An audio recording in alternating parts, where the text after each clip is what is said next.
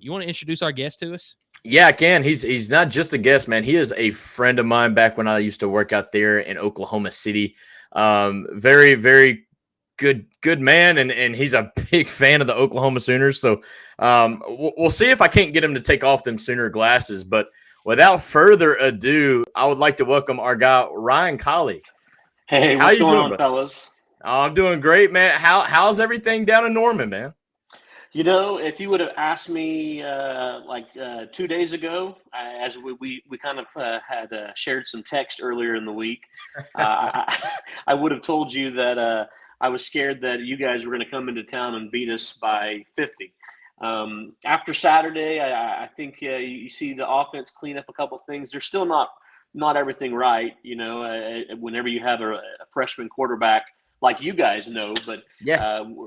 but you guys also have a good offensive line and good running game to go with your freshman quarterback. And we the first two games we didn't look too great. We looked better. Tulane is not a world beater, but they are not a bad team. They should have beat Kansas State the week before. Exactly. They've got a solid quarterback. I guarantee you that quarterback might be quarterback at LSU next year. That Mensa kid is really good. And I think he's going to be really good. But we're doing good here, man. I'm excited about this game. I'm actually excited to see you again because I don't know if we're previewing anything, but you're going to come watch the game with me. I am. We made a handshake deal, I guess, over Facebook about 10 months ago. And you were like, dude, if you can make it here, I got you a ticket. And I blindly was like, bet sold. I'm coming. And then I realized that it was about $600 in plane tickets to get there and back. And I'm like, I don't know if this really worked out or not. But luckily, I do get to see you guys. Y'all get to show me Norman, man. I've never been to a game out there. It is a night game. Was confirmed. Game day is going to be there. Tell me a little bit about the environment at Norman. Like, obviously, I'm biased towards Neyland. I'm biased towards Knoxville. But I know Norman can get up for big games. So kind of let me know a little bit about the game day environment there in Norman. Absolutely. You know, the thing is both of you guys are pretty young, so you weren't really around whenever Oklahoma was in its heyday. They're a blue blood, you know, behind Alabama, but they're a blue blood. If you look at over the 60 years of college football, and so we know how to get up for a good game. I'll say probably like a lot of schools, whenever you're not playing anybody, the fans have a tendency to be a little bit lackadaisical. You may, but I have just a little bit of a feeling with Josh Heupel coming back to town. Our last national championship in 2000 was quarterbacked by your head coach. Runner up in the Heisman. Yeah. Should have won the Heisman that year. I went to every game that season. I went to every game but one game that season, even the national championship game. And but what I'm going to tell you is that I'm interested, just like you are. I'm interested to see all the SEC environments because I always hear it just means more, right? Absolutely. Well, I mean that's a cliche. I will say this, and just kind of to bring it back to Tennessee just for a second, it is kind of wild that even for like the smaller games, like we just played Kent State, right? The worst FBS, probably would be worst FCS team in America.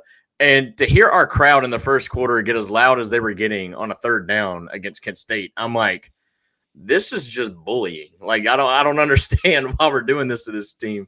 But I'm looking forward. Norman's probably going to do. Don't y'all do like the y'all stripe, kind of like we checker? Y'all stripe y'all stands, don't y'all? Or is that confirmed that that's going to happen this weekend? Or I haven't got my email on my season tickets just yet. They usually email us Tuesday or Wednesday of the week. They just did stripe for Tulane, so I'm sure they've got something coming up.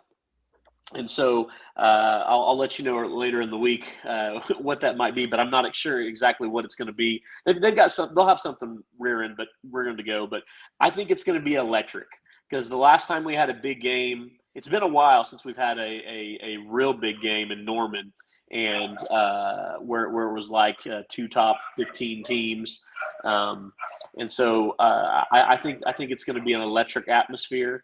I'll be totally honest with you. I'm not super up to the tailgate game, and the reason being is I got my 80-year-old grandfather that lives with me, and he goes to the games, a lot of the games with me. So I have to eliminate as much of the walking. So of course. I have a thing where we basically park in a certain area. They take us to the front of the stadium, and we take the elevator up to our seats. Our seats are on the 45-yard line.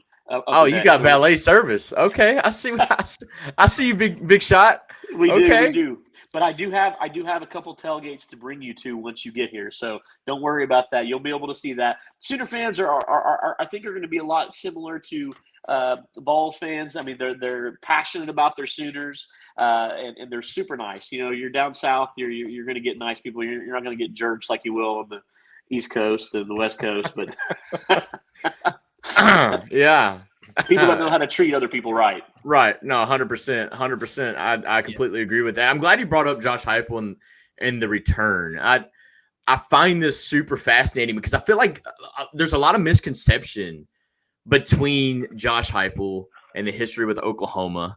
And you've got some fans that are like, Josh Heupel is going to leave Tennessee to become Oklahoma's next head coach if the current head coach there, which I'm blanking on the name right now, but I swear.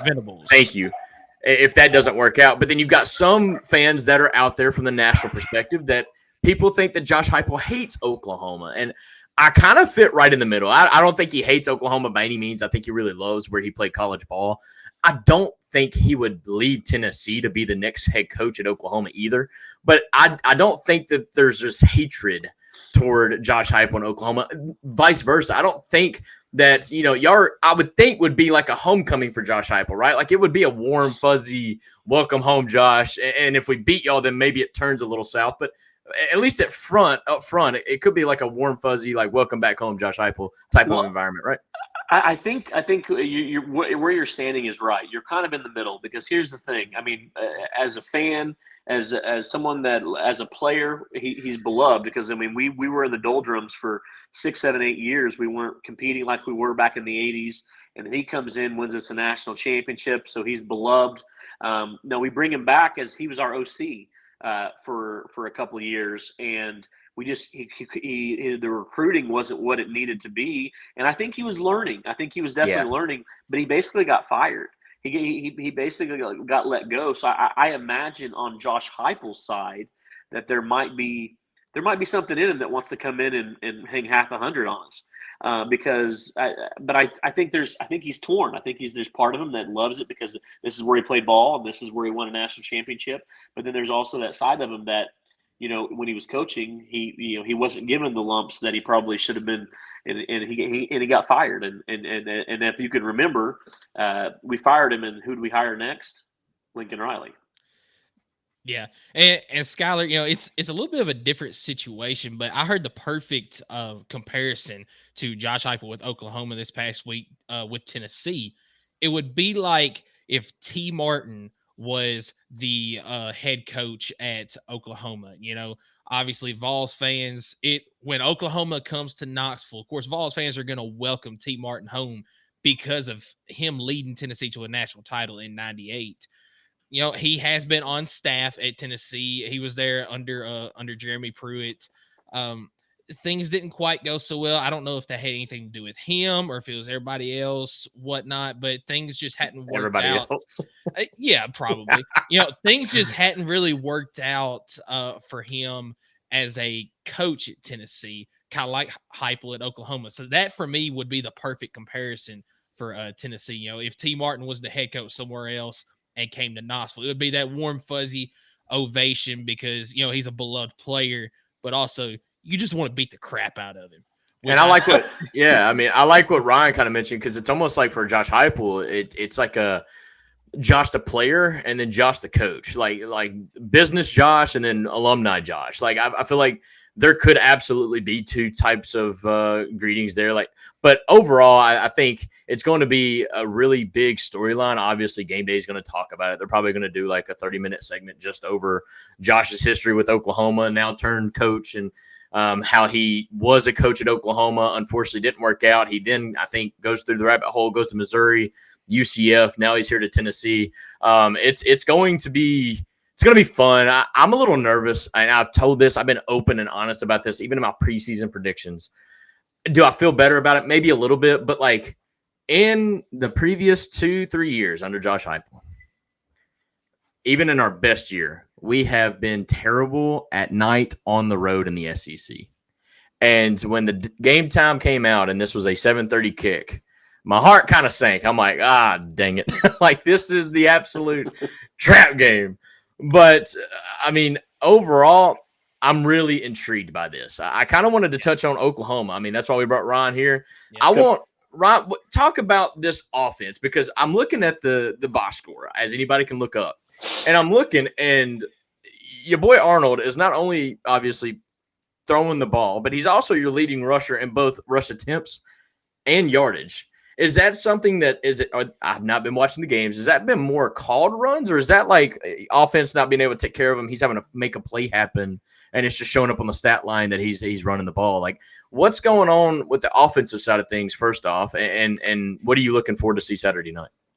It's definitely a mix. When he was recruited, he won the Elite 11 same year as Nico, and when he was coming out of Denton Guyer, he was also equally good with his feet. He's not a Kyler Murray, but he's always been someone that was recruited as someone that could run. Not this last game, not as much in Houston, but in this last game, there were some cold runs that were specifically for that. But what I would say is part of it has also been we've had a lot of injuries. We were already, and I told you before the season started that what I was most worried about was our offensive line. And on top of that, we've had injuries, and so we've got true freshmen. We got three freshmen, one true and two redshirt freshmen that started on Saturday against Tulane. And we've had injuries upon injuries upon injuries. And so, and if you go back in the 4 games that he started, if you go back to the Arizona game, I think that the stat is he's had, of those 4 games, he's had like 16 linemen that has been played in front of him. So He's not had a lot of consistency with his offensive line.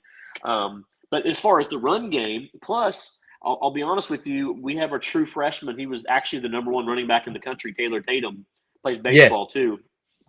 And I think he's our best back on campus. And we've got a couple of veterans that it seems like they just run into the pile. They don't run to space. They don't make anybody miss. And the couple times that they've given the freshman opportunities, he's looked really solid. And in the first half against Tulane, we got our running game going a little bit. But that's been a problem with our offense is we've not been blocking all that well, and then people have been bringing pressure.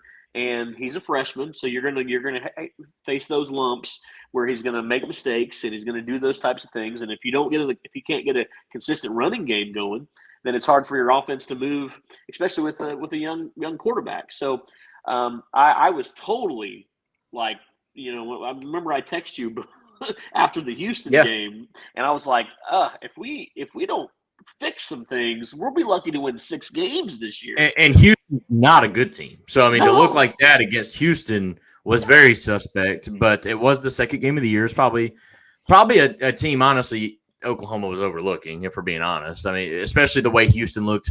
I think it was against UNLV in week 1 or something like that. I mean, Houston is just not good. It wasn't pretty, but I mean, y'all did clean some things up. Tulane, as you mentioned, not a bad football team. And I even kind of said, like, I could absolutely see Tulane covering, if not pulling the upset, because they almost beat Kansas State the week before. And their defense is kind of feisty. And y'all seen a glimpse of that. I mean, I think they got a pick 6 against y'all late in the second half, which kind of made it a ball game again. But Oklahoma did exactly what they needed to do in that fourth quarter to put the game away. And I think that was good to see. It kind of helped build some momentum going into this coming week. And I'm intrigued. I'm intrigued. A 16 offensive lineman. I mean, 16 is a lot for a defensive line to rotate through. You're telling me an offensive line going through 3-4 deep. That can't be comfortable for the quarterback. I mean, because at that point, you don't have trust in anybody. Now, and that's not really anybody's fault. It's just when you're looking at a new face every time you're in the huddle. I mean, I can't imagine what that's like for Jackson Arnold. And it's been that way because of injuries and a lot of different things. I mean, we of course, Biedenball, if you look at our offensive line coach, he's one of the best in the country. I mean, if you look at it, Oklahoma in the NFL, just Bill Biedenbaugh's offensive linemen in the NFL are making $110 million a year. Texas, their whole squad, anybody that's in the NFL, $108 million. So just Bill Biedenbaugh's offensive linemen. To backpack on that, I seen this thing. It said all contracted Oklahoma players combine to make $1.3 billion in contracts. We're right behind Alabama. Alabama's number one. We're right behind Alabama. Well, I mean, y'all been the quarterback machine in the last decade or so, and we got 3 starters in the NFL. We got the most starters in the NFL. And best thing that ever happened to Baker was getting the heck out of Cleveland, and now he's turned into a really good quarterback. And no, it's been great to see. Y'all have actually been the factory for NFL prospects, and y'all been in the thick of it for the playoff. Let's be honest here. Unfortunately, not been able to make it happen once you got in the playoff, but I mean, at least y'all were there, and y'all kind of ran the Big 12. For being honest, that's not even a hot take. I kind of hated this notion that when y'all came over to the SEC, it was Texas, and then that other team is kind of like how it felt. And maybe even if this year plays out that way, that's not how it's going to be historically. Like, I feel like Oklahoma is just, unfortunately, the timing with how Lincoln Riley left and how Venables is having to rebuild this thing from the ground up pretty much. Because it was very reminiscent. I'm telling you, it's very reminiscent. It's funny that's the same team too, of what Lane Kiffin kind of did to us, except, obviously Lincoln Riley was there a little bit longer. But the way you were just up and gone in an offseason completely, like without warning or anything, and not just him leaving, but him taking players with him. And that's kind of what happened to Oklahoma. Now, I'm not going to feel too sorry because Oklahoma took their fair share from us when we went through a coaching change, including Wanye Morris, who just freaking caught a touchdown pass today. But I'm not going to go through that rabbit hole. But no, man, it's and we've got DeJohn Terry this year. He's in the rotation, the defensive tackle rotation. There it is. No, I mean, like I said, Oklahoma y'all got Eric Gray, who was the running back, who I really liked him. But either way, probably wasn't the best back his first year there. But defensively, let's talk defensively, because I felt like they did really good against Tulane. They honestly played really good all 3 games, in my opinion. Is there a weakness that you're seeing as a fan that you want to capitalize on, or have you not really felt the test yet? And maybe that's something you're looking forward to this weekend. I'm definitely looking forward towards the test, because I believe that Tennessee has a really good offense.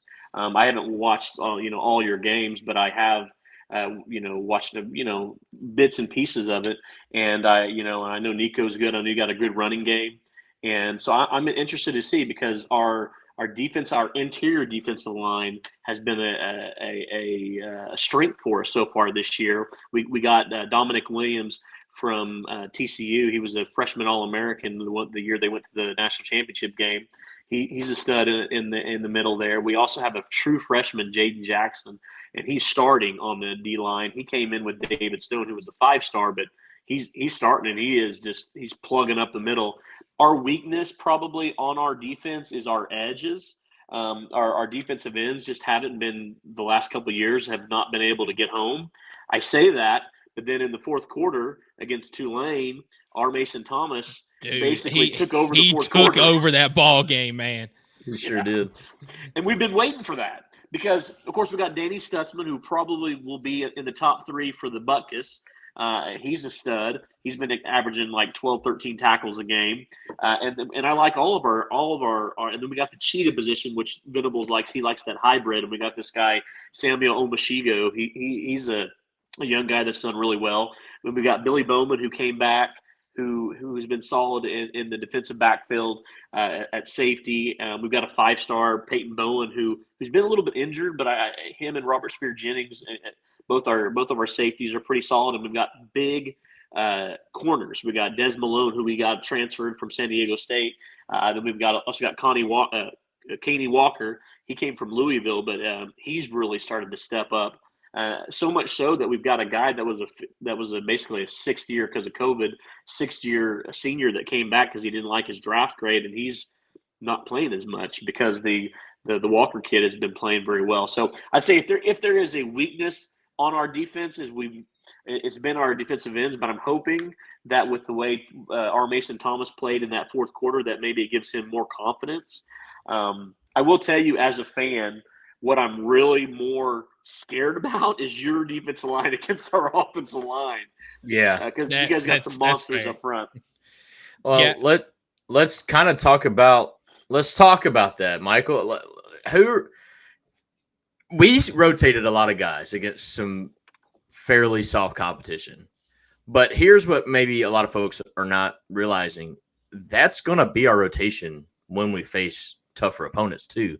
I mean, Michael, go through some of the guys on that defensive line and kind of give us examples of what I'm talking about, because he mentions a Cheetah package. I don't know if we really call it that, but that's exactly what I think that we have when we have James Pierce and Joshua Josephs on the edge, and then you have Amari Thomas in the middle, probably with Bryson Eason as well. But that's just, I never call it the ones, because that's not how our defense runs anymore. I mean, if you look at the play split, there is no ones and twos and threes. It's kind of like a B, and C, if you will, or a 1A, 1B, 1C. But Michael, kind of let some of the folks know about our defensive line and how that could be the biggest mismatch for Oklahoma. But something that scares me, and we'll talk about it later, is we tend to make every opposing quarterback look like a Heisman Trophy winner. And I'm afraid that this could be Jackson Arnold's coming out party and our secondary gets cooked. But let's talk about the defensive line first. Yeah, so I mean, obviously you got James Pierce Jr. starting off, and all the talk. He's been quiet this year. He's been all the talk in the offseason, but also all the talk is the edge rushers, and you've got some great ones in James Pierce. You've got Tyree West. You got Joshua Josephs. You got Jordan Ross, the highly touted freshman. You got all those names, but a position that does not get talked about enough, that has been just dominant in the first 3 games, is that interior defensive line position. I mean, you got Omar Norman Lott has been an absolute dog in the first couple of games. Of course, big Omari Thomas in the middle. Even Jackson Moy, the transfer from Stanford, has had some really good games in the middle so far. I mean, you go 12 deep in your rotation at the defensive line position, and it's not just, all these guys are going to be out here for one possession. It's pretty much every down. As long as they're able to sub, they're just bringing guys in and out, and they stay fresh the entire game. Obviously, you're going to have some that'll be out there more downs than others, and you don't see any of these guys asking to come out, because if they do, it's like, well, I might not get back in if somebody else is playing better. Exactly. So it's just such a deep line group. We got to, since we're on the topic of defense, I mean, we got to talk about the secondary position that I still have question marks about. This team has done a fantastic job tackling so far this year. Really good. But I think that there's still some coverage issues that we could see get exposed against Oklahoma this week, as long as Oklahoma's offensive line can contain Tennessee's defensive line long enough to give Jackson Arnold pressure. Or give him time to throw that ball downfield. Yep. Well, I think one thing that you're going to probably see is whenever you got aggressive, good D linemen like that, I think OU is going to scheme a lot of quarterback run game, because a good quarterback runner can neutralize. It neutralizes that. Jinx. It does. Yep. And that's exactly what Skylar was talking about earlier, as far as we make quarterbacks. Anthony Richardson. Yes, we make quarterbacks look like Heisman Trophy contenders, because we get that rush upfield, but then we don't have gap assignment. We completely lose that, which again allows that. I mean, it doesn't necessarily have to be a called quarterback draw, but it kind of develops that way, in which when the quarterback drops back, realizes they're in deep zone or deep man, he can take off, and it takes 5-10 yards for him before any defender even turns around and realizes that he took off. And I could see that, like, if y'all get put in like a 3rd and 15 situation, I could see y'all developing a play like that and picking up a first down, because we're going to be so like selling out and then also playing man. I could see that absolutely becoming a factor in the game. Yeah. Well, one thing I think it's going to be key for us too, and I didn't even bring this up about our offense, but also through the first 3 games, 4 of our 5 top wide receivers have been out. I was wondering what. Yeah. We lost Jaden Gibson before the season even started for the whole season. Andrew Anthony hasn't come back. He was a stud for us for the first 5-6 games last year, and he had an injury that still he's not gotten back to his regular self. The first series against Temple, we lost Farouk, and then Nick Anderson, who we call Nick Six, who scored like 12 touchdowns last year. His brother played for us, Rodney Anderson, a great running back for us back about 10 years back. But he's supposed to be back for this game, so I'm hoping he is, because we've been playing a lot of true freshman receivers. We've been throwing some other receivers in there, and they just haven't been doing the job. And Burks is the transfer we got from Purdue, Deion Burks, and he's been solid so far this season. And then we got a couple of transfers at tight end that have been solid for us, but other than that, it's just been tough, because also, once again, you got a young quarterback that's trying to get a rhythm, and when he doesn't have the receivers that he threw all spring and summer to, and he's only got one of those receivers, it's hard for him to get a rhythm with some of these other guys. No, I'm glad you brought that up, because in the box score, I was kind of looking up some stats. I just kind of wanted to get a feel with, like, who are the playmakers that we should be looking out for. And when I looked up receiving stats, you mentioned Deion Burks. Of course, he's at the top with 22 receptions, 169 yards, and he's got 3 touchdowns through 3 games. I mean, he's balling. He's doing his thing. But then you look down, and the next highest guy in receptions and yardage is a tight end in Byron Sharp. Yeah, Byron Sharp. And he only has 10 catches for 80 yards, and he's got 1 touchdown. The next wide receiver on the list is Brendan Thompson with 6 catches through 3 games, 58 yards, and 1 touchdown. So, I mean, I feel like I don't know how much stock I want to put into that, but, I mean, it kind of feels like if Tennessee doubles Burks, obviously it's going to leave somebody open, but if they're not athletic enough to get some separation and whatnot, that could cause some problems. I don't know, but, like, I do feel like that maybe Oklahoma's missing that second deep threat or that third deep threat on the wide receiver. They should double him up. Now, if Nick Anderson is in, if he's willing to, he's ready to go. He's 6'4". He's 6'4". He's a big, strong wide receiver, and he can run just about any route. And I heard that he is. Receiver. I heard that he is, I think, coming back for this weekend. Is he not? I thought I seen a report that showed that he was gearing up to be ready for Tennessee. Well, we've been, he's been supposed to be coming back for the last 2 weeks. I got you. Fair enough. So he's like Josh Heupel, and the way they handle injuries is the way I'm hearing it. Yeah. Absolutely. Yeah. Okay. But, fair enough. It'll be a huge pick us up, because if we get him back, he's a solid receiver, and he's another option that you guys are going to have to watch out for sure. Right on. All right. So, Ryan, question I have for you. Okay. Oklahoma wins this game if Oklahoma wins this game. While you think about that, we just had a commenter on YouTube said, "I love me some Nick, and he's hurt again." I hate that he's kind of taking on that type of, I guess. Yeah. Well, his brother was the same way, though. Really? Rodney Anderson, his brother was the same way, unfortunately. You hate it to see some of the guys like that. But Oklahoma wins this game if they're able to get a running game going. I honestly believe that. I agree with that. I think we have the intangibles with it being a night game at home. I think we're going to have the crowd's going to be rocking. But if we're not able to get a running game, a regular running game, where I say I should maybe change that to Oklahoma wins this game if they rush for over 150 yards. 150? Yeah, that's fair. 150 yards. That, yeah. So I'm going to answer that question too.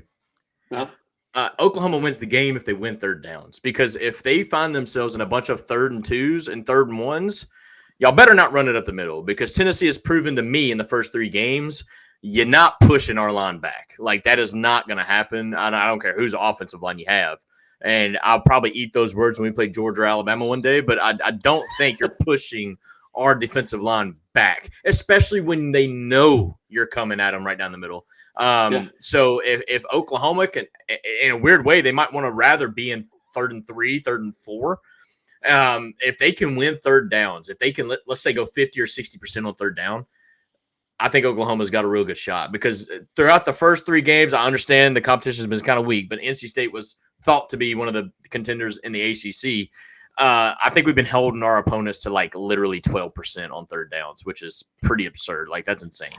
So and that's been a big struggle for us, even against the weak opponents that we've played so far. What's happened is we haven't been able to get any push on first down, so it's been 2nd and 9, 2nd and playing 10, behind the sticks, 2nd and 12, playing behind the sticks, and you can't do that with a young quarterback and a inexperienced offensive line. Got to stay on schedule. Absolutely. So I would absolutely agree with that. If they can win the third down battle, then 100%. I think here's the thing. I think defensively we're going to get some against you guys, but I think you're going to score. You're going to have you're going to get your some. I think there'll be some things because it's Nico's first road game, right? Exactly. Yeah. So, true road game. This will be the first time he's going into an environment that is 90-10 or 95-5%. Yeah. Because every road game that we've played under Nico so far has been like a bowl game type of environment. Now NC State did have more fans than us at that game in Charlotte, but overall still wasn't completely Charlotte. And then by the time we took the lead, it kind of took their crowd out of it anyway. So yeah, I agree with you. It's his first ever true road game, and we all know Oklahoma has already that SEC kind of vibe to it when it comes to game day experience. And I am very intrigued to see how he handles the noise. Yeah. And I'm also going to answer the question. I think that Oklahoma wins the game if they can contain Tennessee's defensive line. I don't see any team, and I'll even add Georgia in this. I don't see any team completely shutting down Tennessee's defensive line. But if they can contain Tennessee's defensive line, what about Kentucky? What about Kentucky though? I mean, no, not a chance. We'll get to that later, but not a chance. Sorry, but no. If the offensive line can contain the defensive line long enough to give Jackson Arnold time to get the ball downfield, I think that he can pick apart some of Tennessee's secondary just because they have not been fully tested yet. This year, Oklahoma will be their first true test of a very talented quarterback. I mean, Grayson McCall was supposed to be that guy, but Tennessee did a fantastic job of shutting him down. So I think that this will be the first true test that this inexperienced secondary has on the season. So as long as Oklahoma can contain the Tennessee's defensive line just long enough to give Arnold pressure and keep him off his back, because they've given up 9 sacks so far this year. And if they can do that, I think that absolutely Oklahoma has got a good shot of winning the game. But absolutely, you said it. They also have to have a running game to go along with that. Well, and I think that's why I said that they need the running game, because if they get the running game, that loosens things up. Yes, it opens up the passing game. And I think what they have to do at first to get that going, because I don't think they're going to be able to rear back at first, because like I said, I think that's where you got the advantage of your D line against our O line. So they're going to have to do screens. They're going to have to do quick hitters. They're going to have to do a quarterback run game to try to loosen that up. And if they're able to do that, then I think we're in for a game. But I don't know if you're going to ask me what my prediction of the game, but it's coming. Yeah, okay. Go ahead. I figured so. Yeah, I'll just go ahead and tell you. Yeah, if you would ask me, is he taking off the Sooner glasses? Is he okay? All right, let's go. But yeah, well, first of the season, I kind of had counted this as a win, pretty much. Yeah, I did too. I mean, yeah. But I'm the most optimistic Sooner fan you'll find, but I'm also realistic, and I just don't know if our offensive line can win that battle against you guys. And I was reading up on a former player who does some stuff, some OU insider stuff, and one thing he had mentioned is that he's a little bit worried about is OU, whether they're going to be able to handle the physicality that's in the SEC, at least at first. And from what he's seen in the first 3 games, and I'm a little worried about that as well. So I hate to say this, I'll make your viewers like it, but as a Sooner fan, I'm actually predicting 38-27 Tennessee. Ooh, okay. I don't know if it'll be that high scoring. I'll be honest. I do think Tennessee could get the win. The thing that kind of alarms me, if I'm a Sooner fan, is how within 1 week y'all went from being a 2.5-point favorite on most of the books to now being nearly an 8-point underdog, just between this last weekend of games. I don't know what that's about. Maybe it's taking into consideration some of the injuries, or maybe they just didn't like what they seen. I don't feel like Tennessee beating the crap out of Kent State should have moved that line any which way, because at the end of the day, it's not really a game I take and say, oh, we're going to beat Oklahoma because did you see how we beat Kent State? Like, that's not how. Is it 8 points right now? I think so. 7.5 last time I looked. 7.5. Bro, okay. One thing I'll tell you is Vegas always knows, because when they came out with the Tulane after we played Houston and I saw that we were a 14.5-point favorite, I said, are they on crack? And then you'll turn around and won by 14.5. I know. That's what I'm saying. So, like, I do think Tennessee could get the win, but I do agree. Dude, look, either way, and even if I eat my words and we lose, like, I'm just so excited to be there with you Saturday, seeing the game environment, seeing what Norman's about, because obviously I lived there for a year but never went to a game, and that is on my that's my fault. But I'm very excited. I think something that's kind of underlined that we've not even talked about is I could see Tennessee Oklahoma just becoming a rivalry based on the few matchups that's already concurred, right? Like you got the 2015, 2016, I believe, the 2 years. Yeah.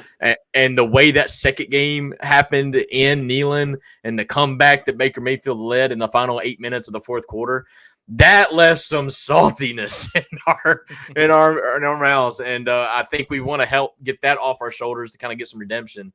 But I think be kind of want to – go ahead. Yeah, because you guys haven't beat us since 1939. All right. Calm down. Calm down. Okay, yeah, okay, Vanderbilt with Texas. Here we go. So. No, man.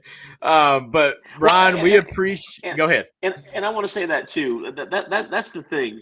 Is the only thing that and I believe that SEC is definitely a step above the Big 12. But I don't get like all the teams in the SEC trying to act like Oklahoma is going to come in here and be this, little redheaded stepchild. People need to understand Oklahoma is a blue blood. They're one of the top 5 programs in college football history. And so, we're used to dominating. And just because we had Lincoln Riley and we were, soft for 5 or 6 years, 6, 7 years, we're not that way anymore. And we're ready to come in here. And, the thing is the only thing, Georgia and Alabama have been dominant the last 15 years. But before that, we beat the Floridas. We beat the SEC teams that would try to come in. Because if you guys remember, well, you guys may not remember as much, but then from easy. 2000, stop with the age jokes, man. Come on now. From 2000 to 2010, the Big 12 was just as good of a conference than the SEC. It's whenever Nick Saban came in and started going nuts, and then Kirby Smart came off of that. That's whenever SEC became the dominant conference. And so I'm only bringing that up is because I get sick and tired of hearing these Vanderbilts and the South Carolinas and the Kentuckys and all these other little teams. I respect Tennessee. I don't respect those teams. I don't even respect Florida. I respect Georgia. I respect Alabama, and I respect Tennessee. I'm trying to think, is there any other conference? LSU. Well, I wouldn't respect them under Brian Kelly, but LSU in general, like I would. They have the worst fans. Worst fans. But anyway. You keep bringing up the age stuff though, so I'll just throw out one little thing towards you. How do you feel about Boise State, man? So hilarious. Ryan, dude, we appreciate you taking the time on this Sunday evening to join us and give us a little preview of Oklahoma. And man, I cannot wait till Saturday to be there with you guys and enjoying that game in Oklahoma. Hey, this will be a blast, man. I can't wait to see you on Saturday. Nice to meet you, Michael. And nice to meet you as well, Ryan. Boomer City! Nope, can't do that. No, we appreciate Ryan Yeah. coming on the show, man. He is a really good friend of mine. Got to work with him very closely there for about a year while I was out in Oklahoma City, and good people. You meet some good people, you meet some questionable people. He's good people, and very glad to have him kind of in my corner to where when this game hit the schedule, he was like, "Yo, you want to come?" And I was like, like, you being serious? Like, I kind of thought he was joking. And no, hey, we're going to make it happen. I'm going to go check out that game. Matt, dude, we appreciate you. You were kind of being a little like, I didn't want to say mean, but like, come on, man, we got to go easy on my guy, Ryan. Like, I understand, like, we could win this game. Absolutely. He said on there, exactly that one. Yeah. And I'm like, then he said, exactly. he'll take the 7.5 and the over.